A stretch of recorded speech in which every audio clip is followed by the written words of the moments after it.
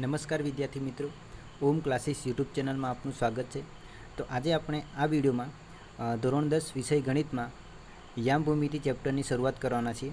તો સૌથી જ પહેલાં આપણો ટોપિક આવે છે અંતરસૂત્ર, કે અંતરસૂત્રનો ઉપયોગ ક્યાં થાય છે. તો કોઈ પણ બે બિંદુઓ આપણને આપેલા હોય અને એ બે બિંદુઓ વચ્ચેનું અંતર શોધવું હોય તો આપણે અંતરસૂત્રનો ઉપયોગ કરીએ છીએ.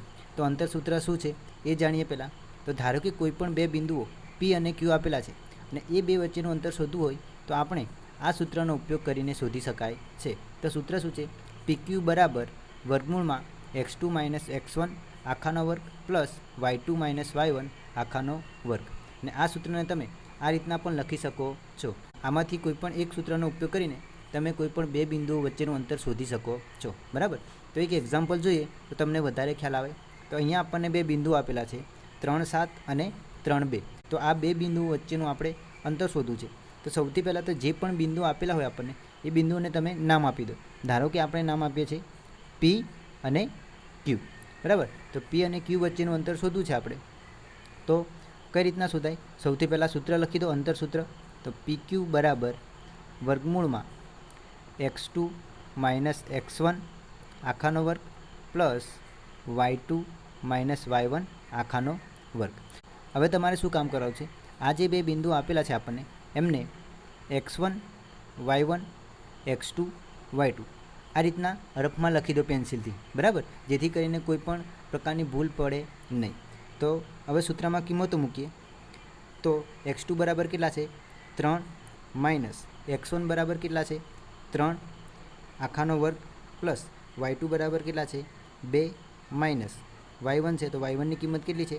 7 આખાનો વર્ગ. હવે સાદુરૂપ આપીએ તો 3માંથી 3 જાય તો કેટલા રહેશે? 0. તો વર્ગ છે અહીંયા તો 0નો વર્ગ પ્લસ 2 - 7 તો કેટલા થાય? -5. તો -5નો વર્ગ. હવે 0નો વર્ગ કેટલો થશે? 0 પ્લસ -5નો વર્ગ કેટલો થાય? 25. બરાબર. -5નો વર્ગ કેટલો થશે? +25 થશે. તો 0 + 25 કેટલા થાય? વર્ગમૂળમાં 25 અને 25નું વર્ગમૂળ શું થશે? 5. તો આપણને P અને Q વચ્ચેનું અંતર શું મળશે? 5 મળશે. બરાબર. તો આ રીતના તમે અંતરસૂત્રનો ઉપયોગ કરીને કોઈ પણ બે બિંદુઓ વચ્ચેનું અંતર શોધી શકો છો. તો હવે આપણે સ્વાધ્યાય 7.1 પ્રશ્ન 1માં આપેલ બિંદુઓની જોડ વચ્ચેનું અંતર શોધીએ. બરાબર. તો પહેલો જ એક્ઝામ્પલ છે બિંદુ 2, 3 અને 4, 1. તો સૌથી પહેલાં આપણે કામ શું કરવાનું છે? આ બિંદુને કોઈ પણ નામ આપી દો. આપણે નામ આપીએ A અને B. બરાબર. તો આપણે A અને B વચ્ચેનું અંતર શોધવું છે. તો AB બરાબર શું થશે? અંતરસૂત્ર લખી દો. x2 - x1 આખાનો વર્ગ પ્લસ y2 - y1 આખાનો વર્ગ. બરાબર. હવે શું કામ કરવાનું છે?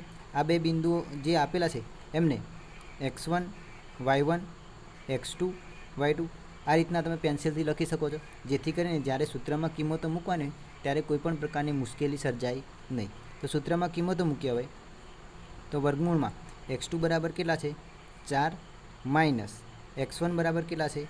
2 એટલે 4 - 2 આખાનો વર્ગ પ્લસ y2 બરાબર કેટલા છે?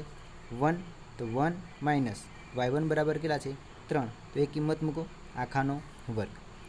હવે સાદુરૂપ આપો. 4માંથી 2 જાય તો કેટલા થશે? 2 રહેશે. બરાબર. તો 2નો વર્ગ પ્લસ 1 - 3 તો અહીંયા શું રહેશે? -2 આખાનો વર્ગ. બરાબર. હવે થોડું સાદુરૂપ વધારે આપીએ તો શું થશે? 2નો વર્ગ શું થાય? 4 પ્લસ -2નો વર્ગ પણ શું થશે? 4 થશે, પ્લસ 4 થશે. 4 + 4 કેટલા થશે? 8. હવે આ સંખ્યાનું આપણે વર્ગમૂળ શોધવું છે. તો 8ને આપણે કઈ રીતના લખી શકીએ? 4 × 2. આપણને ખબર છે 4નું વર્ગમૂળ શું થાય? 2 અને આ વર્ગમૂળમાં 2 એમના એમ. તો આ બે બિંદુઓ A અને B વચ્ચેનું અંતર શું મળે છે આપણને? 2√2. બરાબર. તો આ જ રીતના આપણે બીજા એક્ઝામ્પલની ચર્ચા કરીએ. તો બીજો એક્ઝામ્પલ શું છે આપણી જોડે? -5 7 અને -1 3. તો આગળ જેમ કર્યું એ જ રીતના આ બે બિંદુઓને પણ આપણે નામ આપી દઈએ. ધારો કે આ બિંદુઓને નામ આપીએ આપણે P અને Q. તો આ P અને Q વચ્ચેનું અંતર શોધવું છે. તો સેમ ટુ સેમ આ જ સૂત્ર વપરાશે. ખાલી અહીંયા શું PQ મૂકવાનું આવશે. બરાબર. તો PQ વર્ગમૂળમાં સૂત્ર શું આવશે? તમારે એક કામ તો ખાસ કરવાનું છે. તમારે સૌથી પહેલાં તો શું કામ કરવાનું છે, જે પણ અંતરસૂત્ર છે એ લખી દેવાનું છે, બરાબર. જો તમે ડાયરેક્ટ મૂકવાની ટ્રાય કરશો તો તમારે ભૂલ પડવાની શક્યતા રહેલી છે. તો સૌથી પહેલાં તો સૂત્ર લખી દેવાનું છે, x2 - x1 આખાનો વર્ગ પ્લસ y2 - y1 આખાનો વર્ગ. હવે આગળ જે રીતના નામ આપ્યું તેમ x1 y1 x2 y2 એ રીતના લખી દો, જેથી કરીને તમારે ખાલી જોઈને ડાયરેક્ટ કિંમતો જ મૂકવાની રહે. તો કિંમતો મૂકી. હવે તો x2 બરાબર કેટલા છે, -1, પછી માઇનસ આ સૂત્રના માઇનસ, અને x1 બરાબર કેટલા છે, -5. આ વસ્તુ ખાસ અહીંયા ધ્યાન રાખવાનું છે. તો આ વસ્તુ ખાસ અહીંયા ધ્યાન રાખવાનું છે, બરાબર. આ સૂત્રના માઇનસ અને આ -5 પ્લસ y2 બરાબર કેટલા છે, 3 માઇનસ y1 બરાબર કેટલા છે, 7 આખાનો વર્ગ. હવે સાદુરૂપ આપીએ તો અહીંયા ખાસ ધ્યાન રાખવાનું છે, આ -1 એમના એમ, અને કૌંસને પહેલાં ઉકેલવાનો છે, બરાબર. તો માઇનસ માઇનસ શું થઈ જશે, +5 આખાનો વર્ગ પ્લસ અહીંયા જુઓ 7માંથી 3 જશે તો કેટલા રહેશે, 4, પણ અહીંયા શું રહેશે, -4 આખાનો વર્ગ. હવે સાદુરૂપ આપીએ થોડું, તો અહીંયા એક માઇનસ છે એક પ્લસ છે, તો શું થશે, માઇનસ થશે. તો 5 - 1 કેટલા થશે, 4 થશે, 4નો વર્ગ પ્લસ -4નો વર્ગ. હવે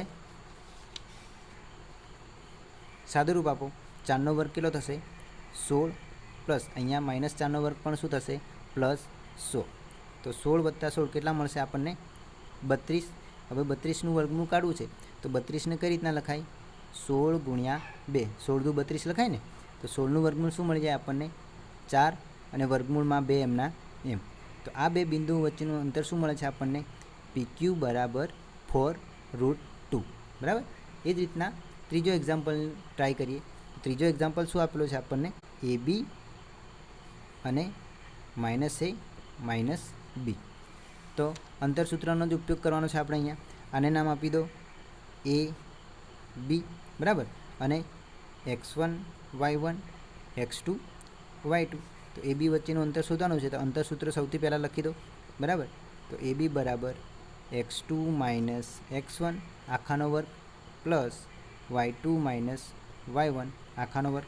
હવે કિંમતો મૂકો, x2 બરાબર કેટલા છે, -a, પછી આ માઇનસ x1 બરાબર કેટલા છે, a આખાનો વર્ગ પ્લસ y2 બરાબર કેટલા છે, -b, સૂત્રના માઇનસ y1 બરાબર કેટલા છે, b આખાનો વર્ગ.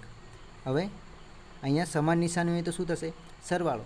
તો a + a શું થાય, -2a આખાનો વર્ગ પ્લસ -b આનો પણ સરવાળો થશે, તો શું થશે, -2b આખાનો વર્ગ. તો અહીંયા વર્ગ કરીએ. હવે તો 2નો વર્ગ કેટલો થશે, 4, એનો વર્ગ શું લખાય, a વર્ગ જ લખાય, પ્લસ 2નો વર્ગ 4 થશે, અને bનો વર્ગ શું લખાય, b વર્ગ જ, બરાબર. અહીંયા ખાસ ધ્યાન રાખવાનું છે, માઇનસવાળી કોઈ પણ સંખ્યાનો વર્ગ કરીએ તો એ કેવી બની જશે, પ્લસ બની જશે. હવે આ બંને સંખ્યામાં જુઓ તમે, 4 કોમન નીકળશે, તો 4ને કોમન કાઢીએ આપણે તો શું મળશે આપણને, a² + b², બરાબર. અને આપણને ખબર છે 4નું વર્ગમૂળ કેટલું મળશે, 4નું વર્ગમૂળ 2. તો 4નું વર્ગમૂળ 2 લખશો તો અંદર ખાલી શું વધશે, a² + b². તો આ a અને b વચ્ચેનું અંતર શું મળે છે આપણને, 2 × વર્ગમૂળમાં a² + b².